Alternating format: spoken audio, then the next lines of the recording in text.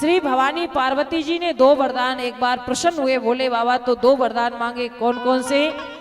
कहने लगी पहला वरदान तो मुझे ये दीजिए कि जितनी लड़ाई पति पत्नी में हो उतना ही प्रेम भी बढ़ना चाहिए।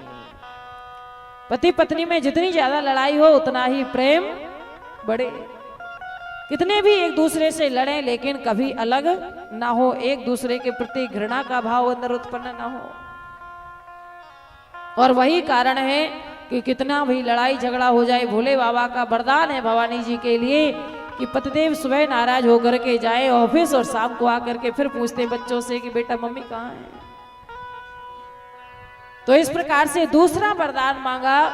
दूसरे वरदान में कहने लगी कि मुझे दूसरा वरदान चाहिए, काशी में जो भी आकर के मृत्यु को प्राप्त हो उसके कान में आप मंत्र दीक्षा देंगे, उसको मुक्ति प्रदान करेंगे।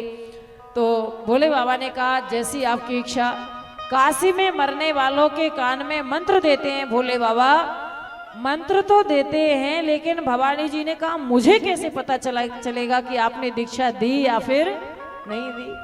तो भोले बाबा ने कहा कि एक काम करूंगा कि मैं दाहिने कान में मंत्र देकर के जरा सा उसका कान मोड़ दूंगा। तो आज भी काशी में जो मरने वाले हैं उनके कान में भगवान भोलेनाथ, भगवान विश्वनाथ मंत्र दीक्षा देते हैं। और जिन्हें शमशान में जलाने के लिए ले जाया जाता है तो देखते हैं कि उनका दाहिना कान हल्का सा मुड़ा हुआ टेढ़ा हो जाता है, मुड़ जाता है। आज भी ये प्रमाण है।